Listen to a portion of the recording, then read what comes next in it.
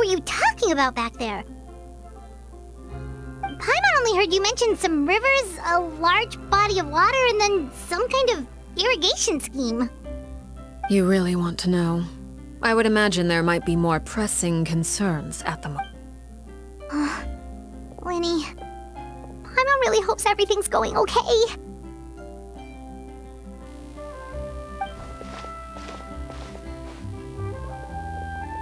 Oh, Paimon recognizes that look. You've got your ticket cap on, don't you, Traveler?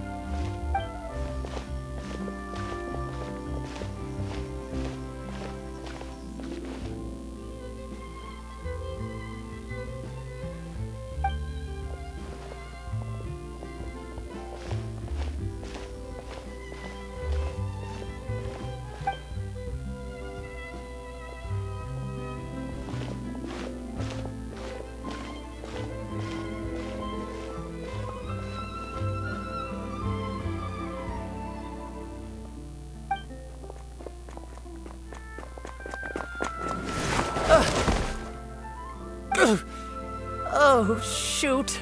Are you alright? Oh, jeez. I'm so sorry. I was so focused on selling these papers, I wasn't looking where I was going. Well, let me make it up to you at least. Here, take this paper. On the house.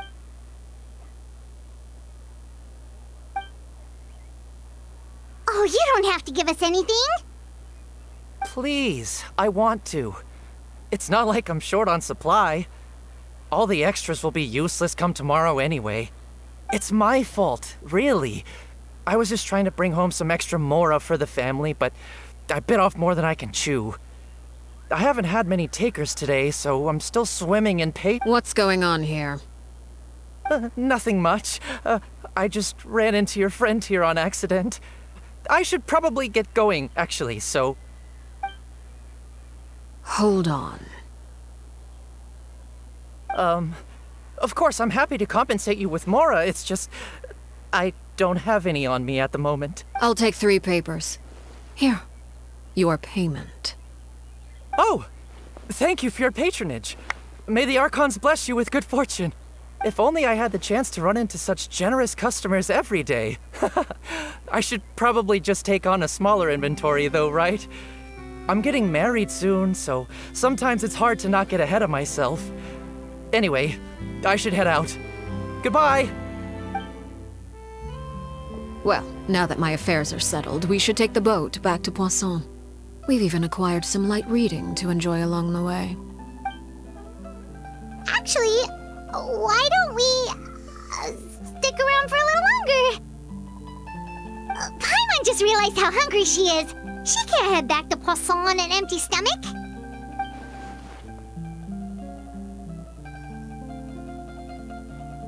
It appears you two are under the impression that delaying our return will somehow alter the situation in your favor.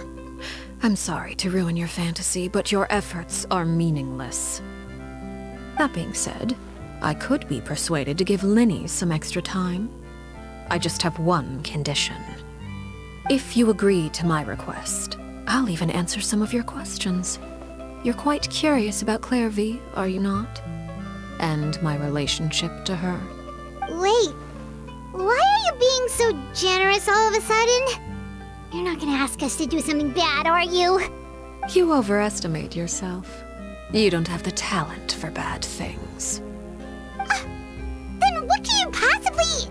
The most important consideration in a negotiation is that both sides receive something they want. Demands and threats only get you so far. Wonderful. Here it is. When the time comes, make the choice that you deem most appropriate in the situation, and lend your help to the House of the Hearth. Okay, sounds normal enough. But what do you mean, when the time comes? When? That is for you to decide. Then we have a deal. Follow me.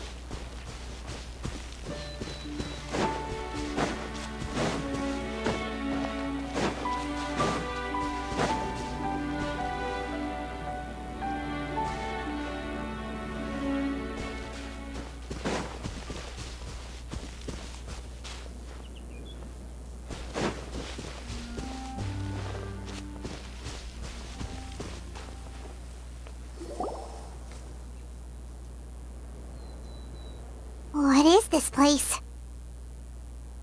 Somewhere long forgotten by everyone. It used to be a grand building. Now it's nothing more than a pile of rubble. No one comes here anymore, nor does anyone care about what once happened here. Although, this place does have something to do with the story I'm about to tell you. It was before I became a Harbinger, and before Linny and the others joined the House of the Hearth. Due to certain events, I first killed Clairvy and then her mother. And this is where it all happened. You were the one that killed Clairvy? Patience now. Allow me to explain Clairvy's side of the story first. I'll start from the beginning. Clairvy was 6 years old when she was brought by her mother, Crucibina, to live in the House of the Hearth. From the outside, it seemed like a fairy tale. A thriving family made up of kind adults and friendly children. Crucibina was the knave at that time, and the House of the Hearth was under her control. She was Clairvy's mother by blood, but she was also the mother to all the children in the house. Clairvy was happy here, for a time. But she quickly realized that being part of this family wasn't a fairy tale at all. It was a kind of purgatory. Purgatory? Exactly. The House of the Hearth takes in war orphans from all over Tevat. But as for how to raise them, that depends entirely on the person in charge. Crucibina came up with a novel idea. She would teach the children to fight, force them to duel each other, and then crown as the king of the house the child who proved themselves most worthy of inheriting her title. It's difficult to estimate the number of children who died or were maimed in the process. There's little I can say about the ones who died. The ones that emerged with permanent injuries, on the other hand, well, they still served a purpose. They would be handed over to the doctor to be experimented on, or sent away on dangerous missions. Nothing more than tools to be used and then discarded. So those were the experiments Clairvy was talking about. But what actually happened to her? You said that Clairvy was Crucibina's daughter, so if Clairvy tried to convince her to stop what she was doing, Crucibina probably would have listened, right? Despite being Clairvy's mother, Crucibina cared little for her daughter. She forced Clairvy to join the House of the Hearth only as a means to demonstrate her own impartiality as a mother, to prove that she treated all her children equally. Clairvy did try to convince her mother to change her ways, but it was to no avail. After her efforts failed, the only other option was to rise up and try to fight back. Unfortunately, the other children had already been thoroughly indoctrinated into the illusion of happiness Crucibina had created. Of course, there was one exception. Someone Clairvy's age who knew the truth about the House of the Hearth. Her name was Peruere. Wait, the friend that Clairvy mentioned? Friend, huh? I suppose we can call her that for now. Clairvy was a cheerful and passionate person with a tenacious spirit. Peruere, on the other hand, was rather cold-blooded. Her cold-blooded nature allowed her to see through Crucibina's facade. Yet, it was also this cold-bloodedness that prevented her from acting against it. At least at first. While Clairvy longed for freedom, Peruere was convinced that, amid all the fighting and violence, despite their differences, the two became fast friends, united by their knowledge of the truth. Clairvy told Peruere that she hoped to create a real family, where no one would be killed or sacrificed. There may have been a certain naivete to her ideas, but Clairvy proved her determination many times over. She tried countless times to run away, ask for help, or expose the truth. But her efforts only earned her beating after beating. The only thing that kept her going was her strength of will. Even with her body racked with pain, she would still stand on her tiptoes and open the window at night. she and Peruere would look out at the moon together, a fierce longing for freedom shining in her eyes. Oh no. What happened? Her hopelessness resulted from a culmination of things. 10 years had passed. 10 years worth of failure after failure. She and Peruere weren't children anymore, but finding any chance to escape still seemed as hopeless as ever. It was during this time that Peruere suggested a new plan. If escaping was out of the question, why not take down the very person sitting on top of this throne of lies? Mother herself. Clairvy rejected that proposal. She claimed that, as a famous harbinger, Crucibina possessed an unimaginable amount of power. Trying to kill her would have an incredibly low chance of success. Clairvy never gave another reason, but Peruere could see it written all over her face. Clairvy still thought of Crucibina as her mother. Killing her own flesh and blood was a line she couldn't bring herself to cross. If she couldn't escape and fight back, then only one option remained.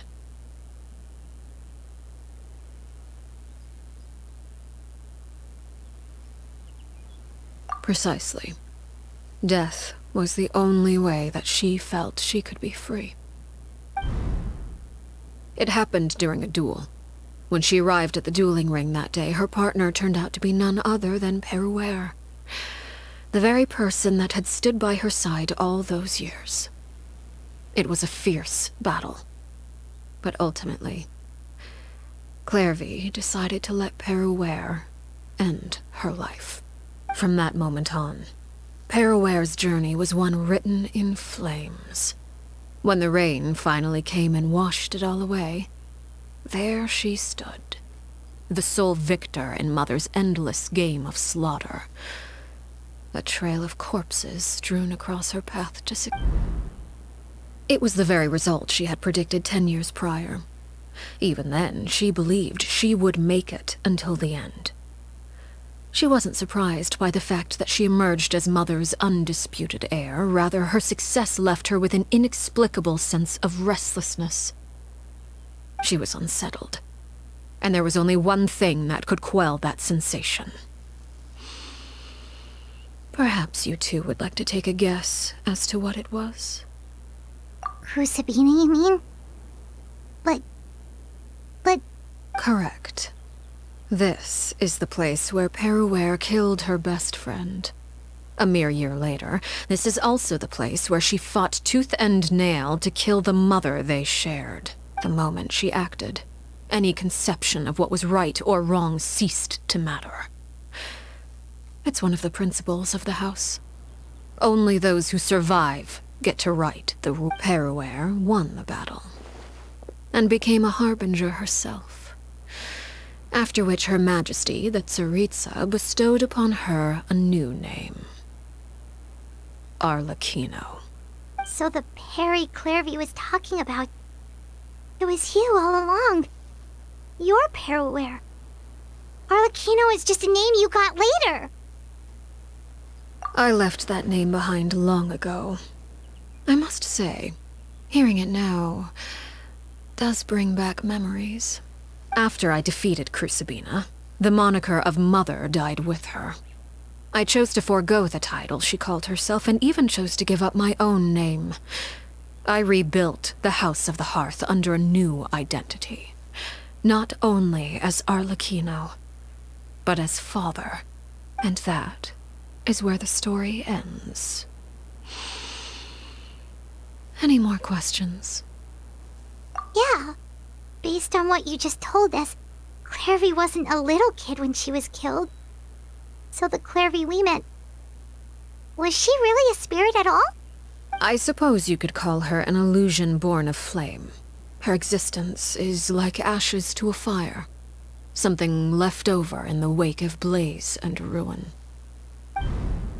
You see, a certain power runs through my veins. It's not unlike a curse. My flames leave behind shadows of anything they consume. Of course, the chances of those shadows morphing into a sentient entity are exceedingly slim. Clairvy is a very special. Clairvy died when she was 16 years old, but what emerged from the flames was her 6-year-old self. Her appearance wasn't the only thing affected. Most of her memories were lost to the blaze as well. Memory is a mysterious thing indeed.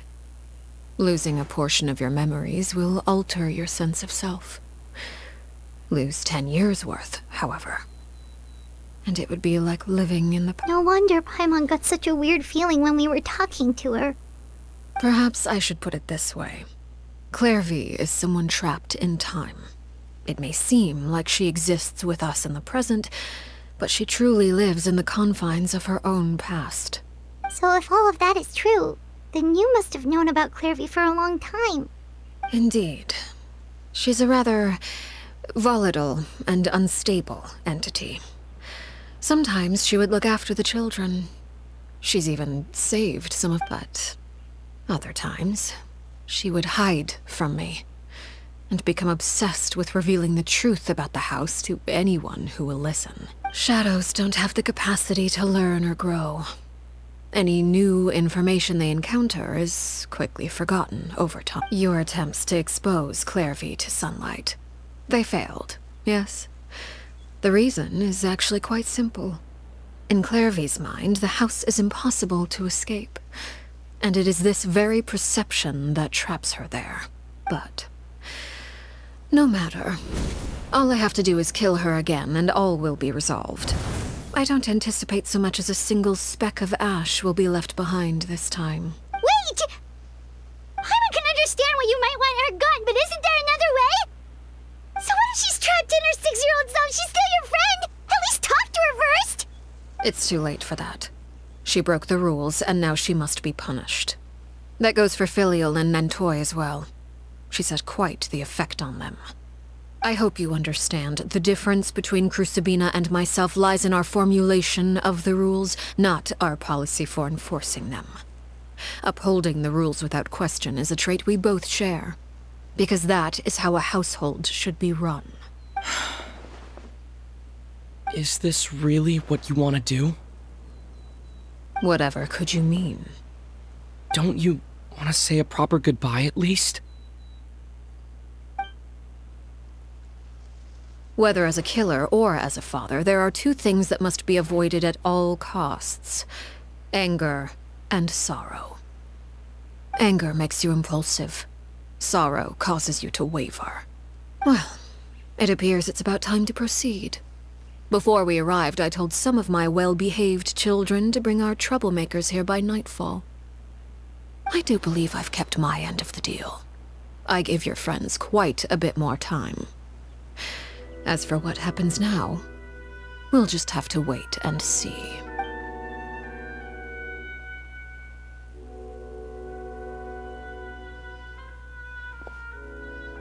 Here they are, Father. You gonna execute him? Seeing something like that would actually be a first for me. Lenny! I'm sorry. I heard about how you helped buy us more time. But I still failed. I couldn't find a way to fulfill her wish. Huh? Are you... Perry? Indeed, it's been a while, Clairvy. Perry! Shh, stay right there. I'm sorry to postpone our reunion, but first I believe certain scores need settling.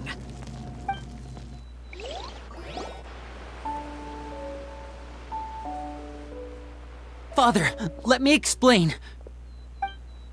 Out of my way. Father!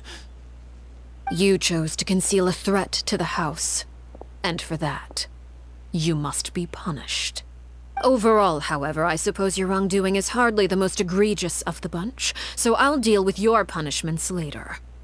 As for right now, the more pressing concerns are the traitors among us. By traitors? Do you mean us? Father, let me explain. We didn't mean to... Fultz, why don't you share what you heard? Yes, Father. Secret Midnight Meeting number 3. Participants: Filial, Nantoy, Sato, Toddy. Nantoy clearly said, if only Father wasn't the one who took us in. Sato added, I'm sick of this life. I just want to live as a normal person. Filial was the worst of them all. She called us crazies and said a bunch of mean things about Father. I did not! You're lying! Fultz is trying to frame us. It's not like I'm the only one who heard those things. After that, you and Toddy and a bunch of other people started talking about Clairvy. You were using all those things Clairvy brought up as an excuse to question Father. We're birds locked in a cage. The only way out is to destroy it. That's what you said, wasn't it? You little... You just want me gone, don't you? What did I ever do to you, huh? And you, Sheplo, have you forgotten who stood by your sickbed, watched over you, and changed your dressings? Come on, let's hear it then. What's your reason for all this? You're wrong, Filial. We don't want you to die. You're our family. Liar. You wouldn't be doing this if that were the case. So why? Why have you backed us into a corner? We all live in the House of the Hearth. You know the type of work we do, Filial. A single betrayal can cost dozens of us our lives. It's not like it's never happened before. That kind of thing is hard to forget. That's why the House of the Hearth cannot tolerate any form of betrayal. Ever since we came to Poisson, you've had 7 secret meetings. A lot of the things you talked about really crossed the line. You've been spying on us for half a month? Wait a second. Now that I think about it, the move to Poisson was just a way to make it easier to spy on us, wasn't it? Because we were all in one place. You've had this planned all along. Filial, Nantoy, I'm sorry. I owe you both my life. I owe Clairvy too. If it weren't for all your help after I got poisoned, I wouldn't be standing here today. If this were any other situation, I would do anything to repay that kindness, even if it cost me my life. But rules are rules. I'm sorry. My hands are tied. Why? Why? That's enough, Filial. We made a mistake, and we should own up to it. I'm sorry, Chaplo. Fultz. I'm sorry, Father. We accept our punishment. Chaplo, according to the rules of the House of the Hearth, how should these traitors be punished? All those who betray the house pay with their lives. And so it shall be.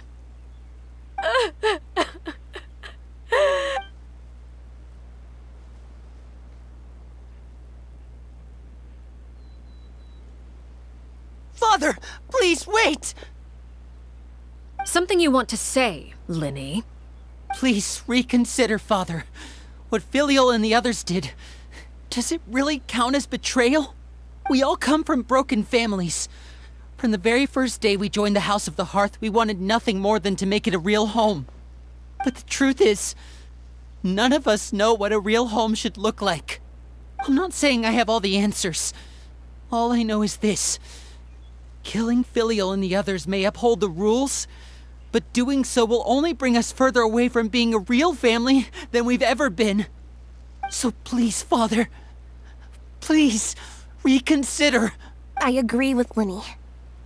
Father, please. Linny, you...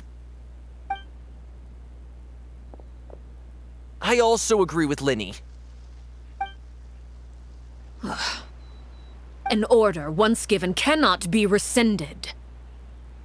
However, given the extent of your determination, I suppose we shall have to go about this a different way. Draw your weapons and face me. Our weapons? Father, are you referring to a duel? Precisely. The rules of the house will not be altered. Traitors must be punished. However, Resolving disputes with a duel is also one of our rules, one that also applies to me.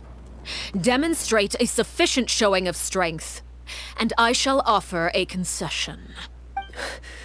Wait. Beat Father in a duel? Impossible. Father is way too strong, even for Lenny.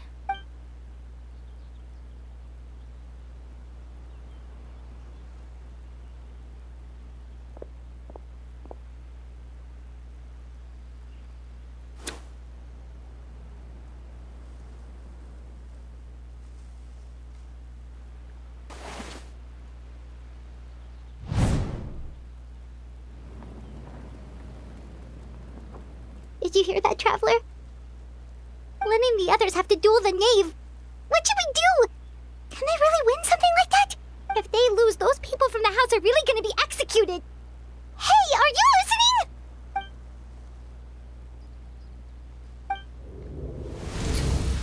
Don't you want to say a proper goodbye at least? Anger makes you impulsive. Sorrow causes you to waver.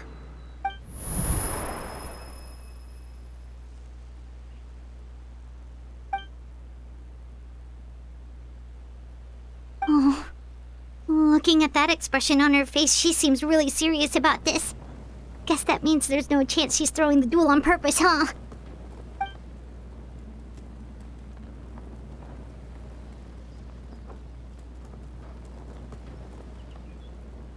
When guests are around, families are often on their best behavior. And any disputes are less likely to escalate.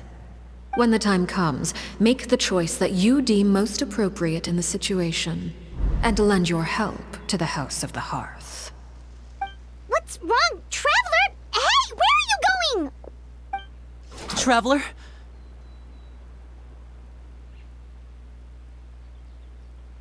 You're asking to join the duel against the knave? I'll allow it. We do have a ready-made dueling ring at our disposal, after all. All I would advise is this. Keep a firm grasp on your weapon, and give it your all. Any less, and you may just lose your life.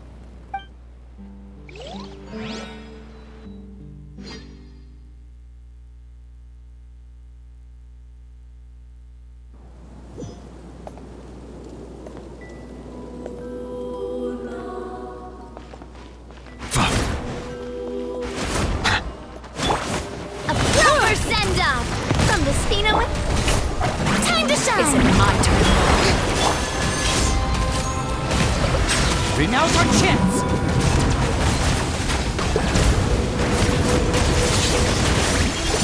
Now that's more like it.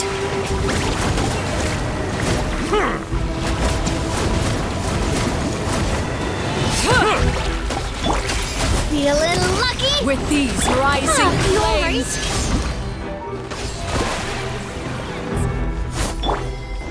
With the fall of darkness, destruction shall rise. Have a taste of purgatory. The tides beckon. Get in gear!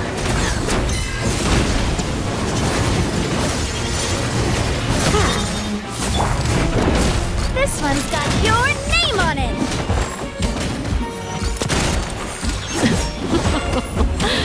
Look at you. Trapped like a bunch of helpless... And voila!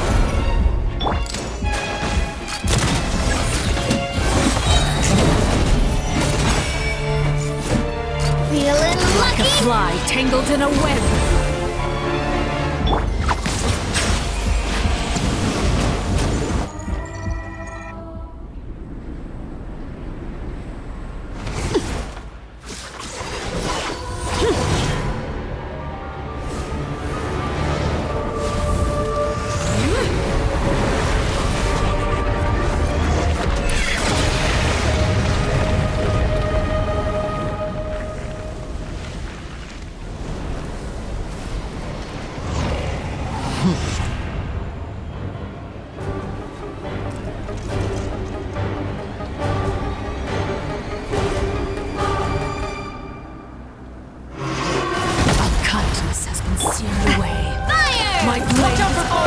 demons! Look out!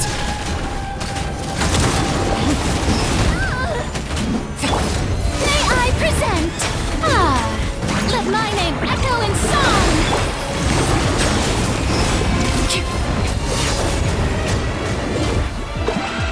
This one's got no more chance! Over here!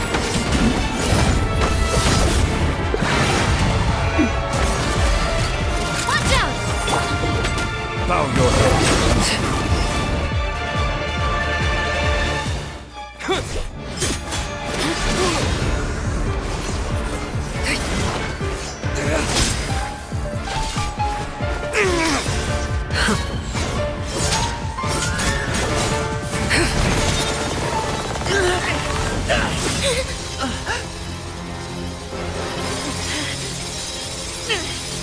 You should know better than to crowd in one place.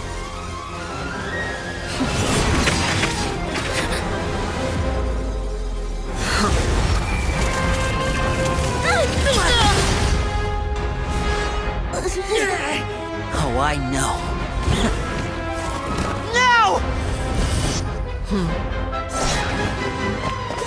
I'm sorry, Father!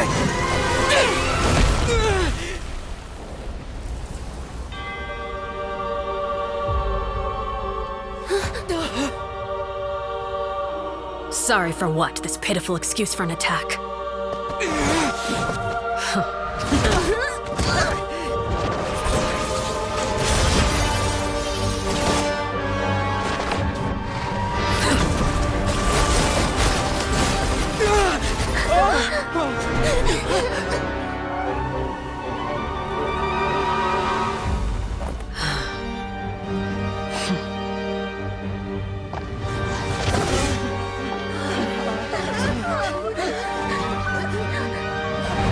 Father, no!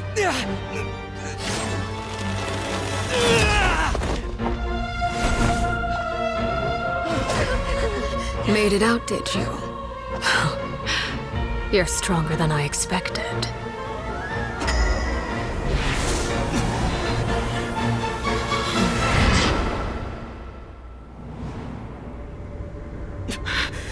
A crimson moon? I can't move.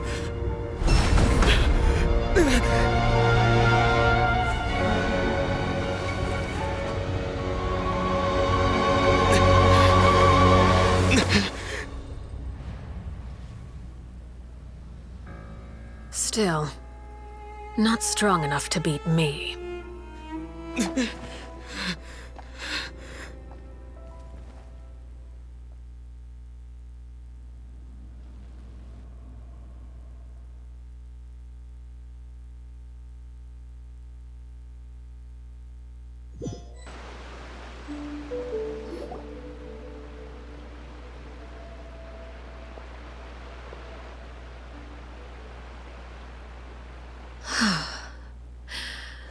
I believe we can end things here. It's not often that we get to enjoy the company of guests, after all. We wouldn't want things to get too out of hand. Brother, are you all right? Lenny! Given that I am the victor of this duel, as agreed, the punishment stands. No! I never thought things would end like this. However, everyone involved in the duel demonstrated a remarkable level of strength and determination. In light of this, I'm prepared to change the method of execution. Elwar, the bottled flames I gave you for safekeeping. Do you still have them? Yes? I wasn't sure what they were for, but I've kept them super safe. I didn't— Wonderful. Then, in just a moment, I'll have you administer them. Bottled flames? Indeed. They're the product of a secret experiment. Under certain special circumstances, flames can be extracted from my person and preserved. Once ingested, searing pain will spread across every inch of your body. No harm will come to you physically, but your memories will, if you can withstand the pain. When you awake, you'll have forgotten everything you know about the House of the Hearth, and will be expelled from the organization. In other words, administering this concoction will kill the version of you that grew up in the house, and give you a new identity.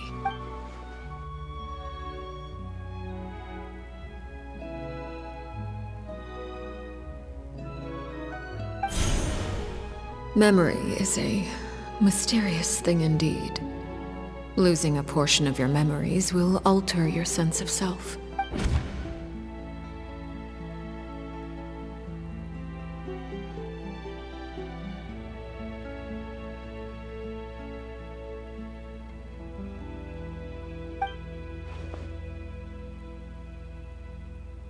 So, you're just letting us go, Father? You misunderstand. Memories are extremely important. Once consumed by flame, the version of you standing before me will die, and our secrets will die with you. So no, I don't intend to just let you go, because the person who survives will be nothing but a stranger. Even so, I won't have to live in fear anymore. I'm sorry, Father. I'm sorry I let you down. But I really... Don't cry, Filial. You haven't left the house yet, so there are still rules to be followed, yes? Remember what I taught you. Anger makes you impulsive, sorrow causes you to waver. Don't let yourself be controlled by your emotions. Of course. I'll remember. Dry your tears, and go pursue the life you really want. Yes, Father. Chapleau, Fultz, Elwar. Take them back to Poisson. And bring Linny and the others as well. I prepared 3 extra vials of bottled flames. As for whether to take them, the choice is yours. Goodbye, children. The next time we meet, I will no longer be your father. Thank you for all you've done for the house. I hope you have bright futures ahead of you.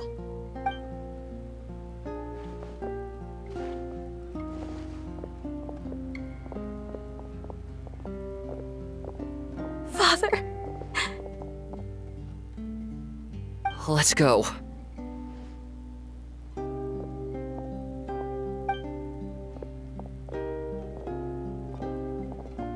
Here, grab my arm, Linny. I'll help you walk back. Thank you.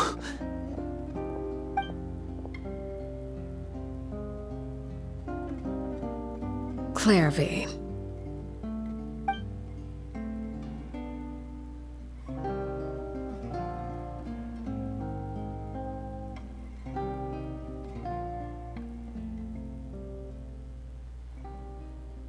Can we talk now? I've been waiting for a super long time. You really are Perry, aren't you? I haven't seen you in so long. How come you're all late? Did I somehow travel to the future on accident? Or am I dreaming? Neither. You died, Clairvy. That's what happened. You could have at least sugarcoated it a little. Look, she's so speechless.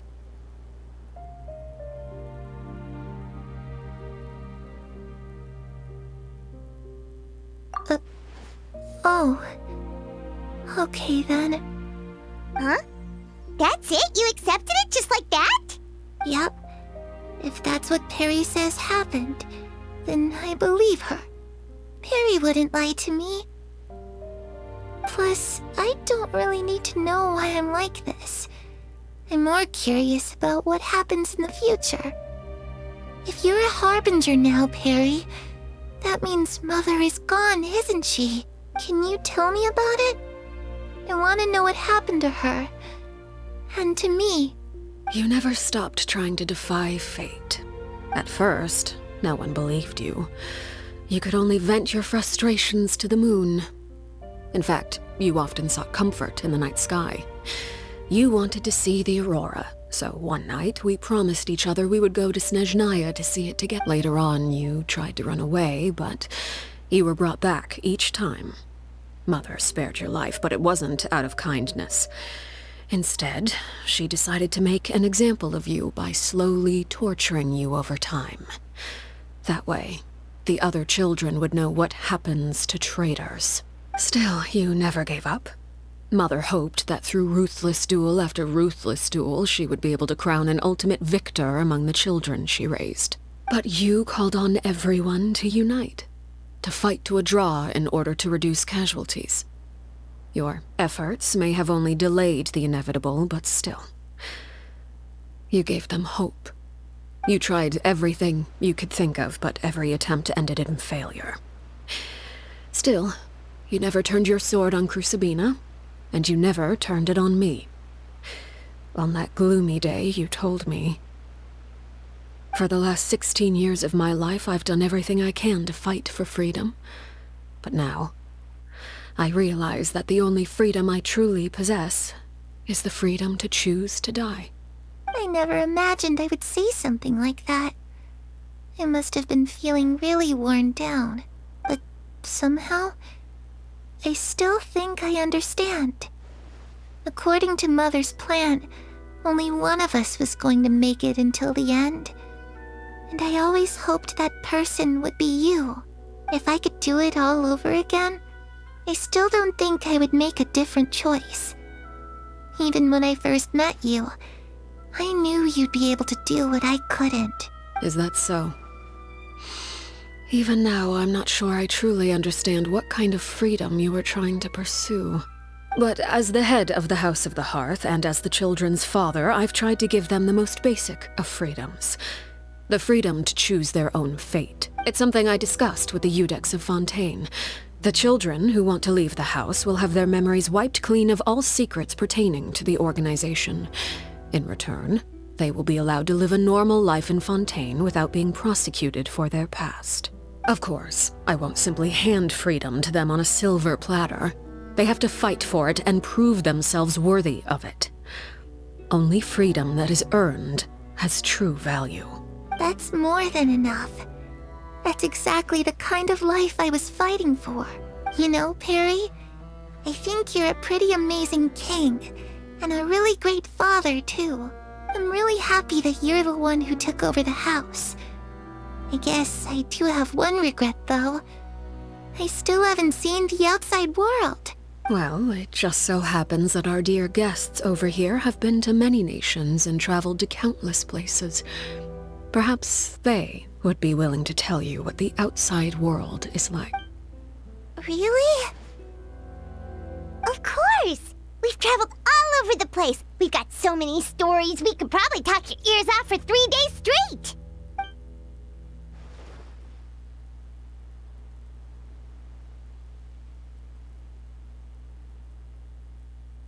You know, I used to dream of being a bard.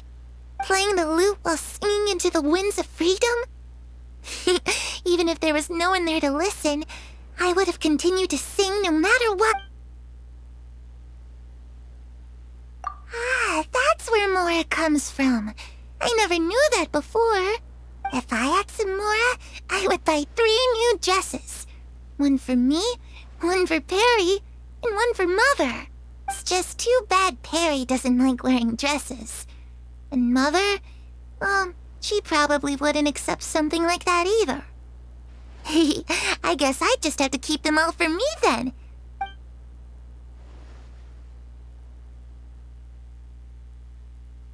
Those yokai you mentioned, what do they look like? I once saw a drawing of this one guy with horns on his head and a super scary face. Are there any yokai like that? Oh, sounds like you're talking about an Oni. Yep, we've met one, and let Paimon tell you, they're not near... I was always too afraid to skip Mother's fighting lessons. But at the academia, I bet you could do all sorts of secret things in class. Things that have nothing to do with studying. I'm just kidding. Being able to study whatever you want without having to fear for your life. Actually, so...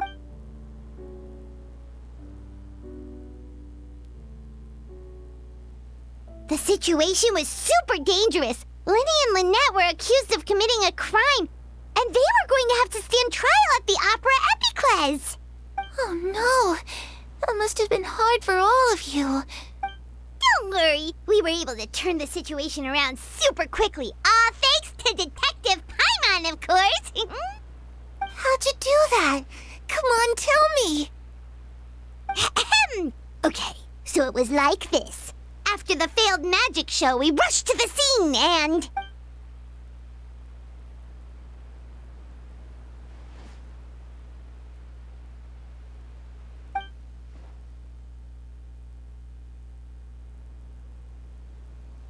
Shadows don't have the capacity to learn or grow. Any new information they encounter is quickly forgotten over time.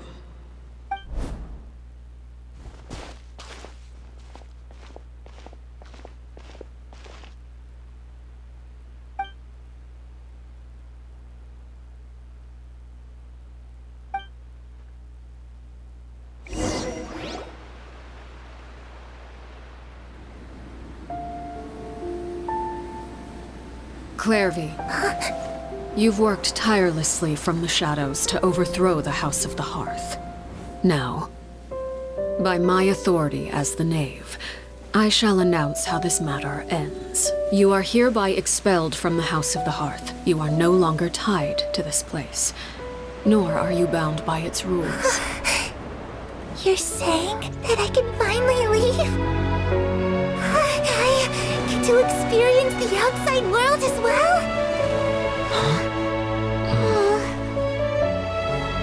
Oh, I almost forgot. There's no getting older for me.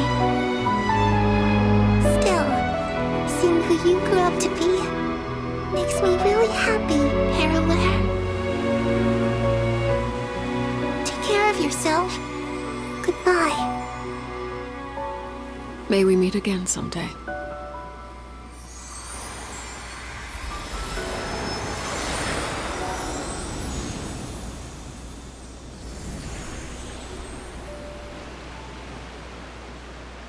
Clairvy.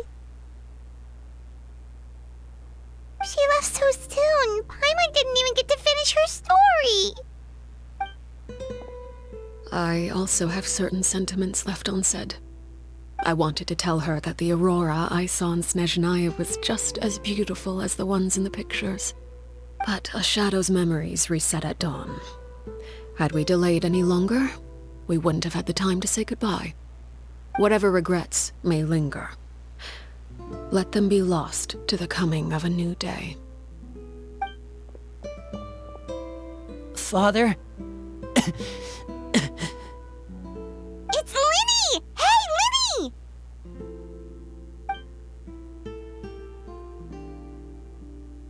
What is he doing back here? Let's go check it out.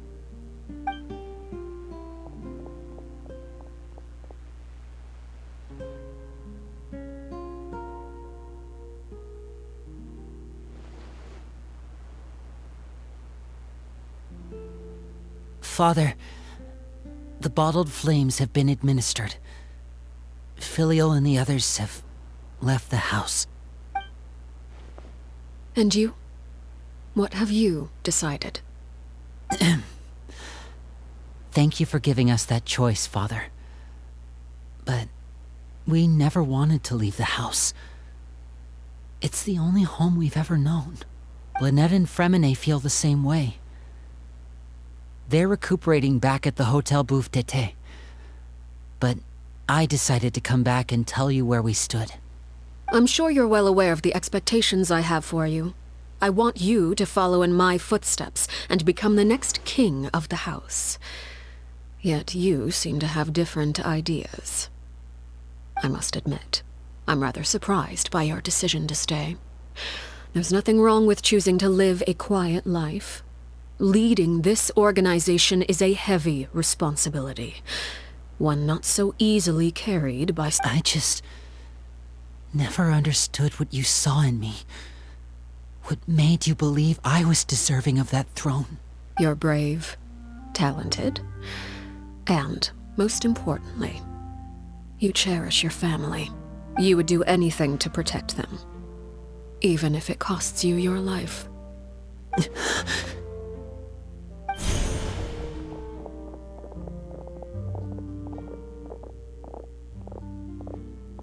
Speaking up back there was so brave of you, Linny. It's all thanks to you that we were able to convince Father to back down. You're a hero, Linny. Hero? Father is the real hero. Had Father gone all out during the duel, there's no way I would have walked away with my life. She must have had it all planned from the beginning, from the very moment she suggested a duel. I'm not deserving of that title. I'm not strong enough or smart enough. You're wrong. In my opinion, all you need to be deserving of the throne is conviction and the necessary strength to act on it. We may have different ideas of what it means to be a family, but you can hardly be said to lack conviction. What you truly lack is strength. For someone of your talent, though, that's something that will come with time. Even without that strength, you still chose to face me in a duel, even though the odds were stacked against you. That capacity to honor your convictions is what Father. No one knows what the future holds, what tragedy or triumph may be in store. Being at the head of this organization requires the strength of will to face whatever comes. If reaching a certain standard were required to go after what you want, I would never have succeeded in killing my predecessor. Back then, there was still a considerable gap between our abilities. Strength may decide the ultimate victor, but those who let a lack of strength dictate their decisions or undermine their convictions will never be worthy of the throne. I understand, Father. Thank you. Children must grow up to surpass their parents. Only then can a family continue to flourish. The road ahead is not an easy one, so I'll ask you one last time. Are you certain you want to stay? You've done so much for me, Father, and that kindness must be repaid. Plus, with Project Stuja at hand, there are many dangers ahead, and I, for one, don't intend to back down. Protecting my family at all costs. That's my conviction. Then you're welcome to stay. As for Project Stuja, you need not be too concerned. If those cowardly businessmen and heartless dignitaries try to take us down, I'm prepared to teach them a lesson. Having members who longed for the light was our organization's last weakness. With those members no longer among our ranks, the House of the Hearth is like a spider hiding in the shadows. We need only wait for our prey to come to us. At present, our imperative is to use their plan to our advantage. In doing so, a crimson moon shall rise amid the frigid blizzards of winter. No demonstration of loyalty shall go unrewarded, and no sacrifice shall be in vain. As for the two of you, whether we meet again as friend or foe, I'll remember the camaraderie we shared in this moment. No matter how arduous the journey ahead, I hope we both reach our desired destination.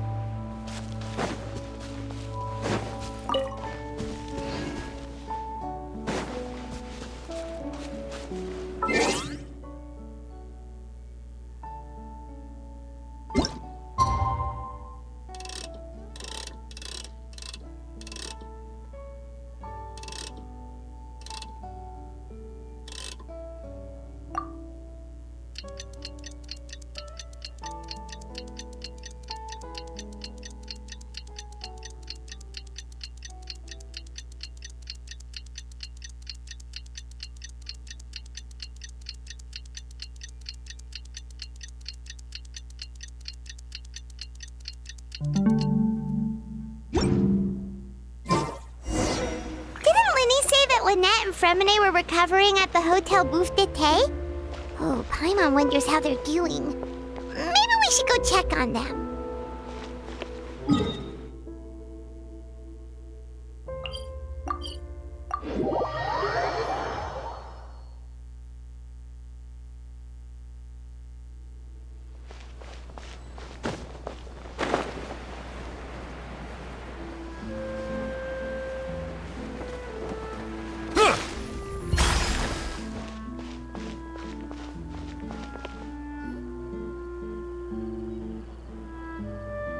Lynette? Fremine? How are you feeling? Much better. Whew, what a relief! What about you? Are you feeling alright? I knew you'd come out unscathed. Us, on the other hand, well, we've been bedridden for 2 days. Oh, and I wanted to ask, is Clairvy gone? Linny and the other members have left Poisson and returned to the House of the Hearth. According to him, there haven't been any more sightings of a spirit roaming the house.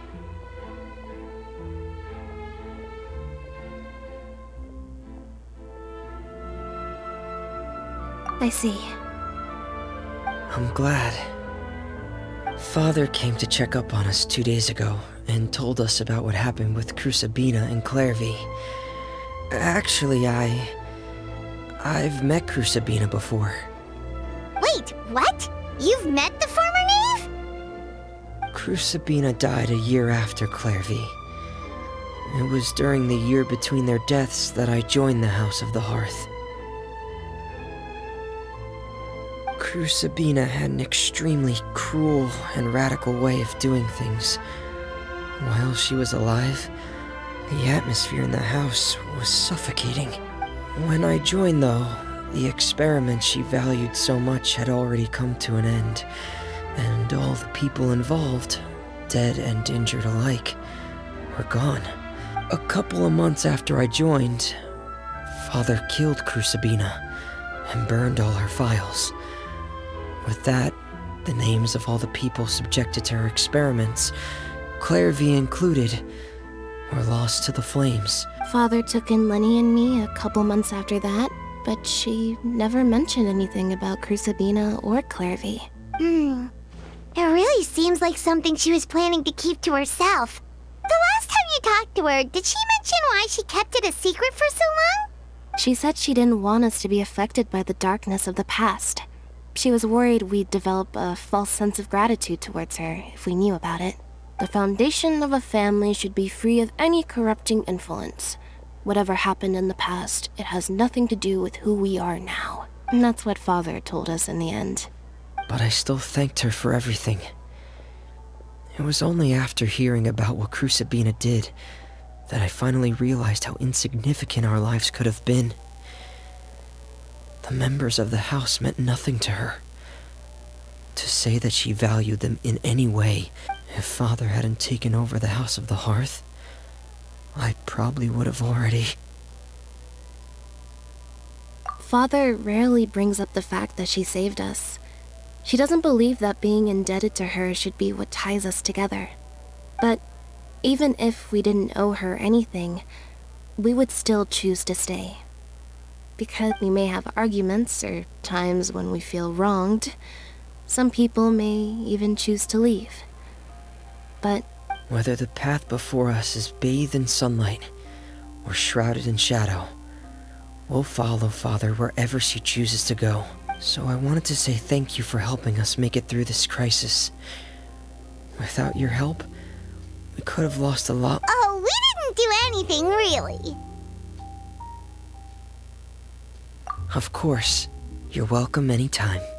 Are Filial and Nantoy okay? I actually saw them at a cafe this morning. They didn't recognize me. From what I could tell, they were drinking coffee and talking about one of the operas that started running recently. They seemed happy. If I had to take a guess, I would say they finally found the kind of life they always wished for.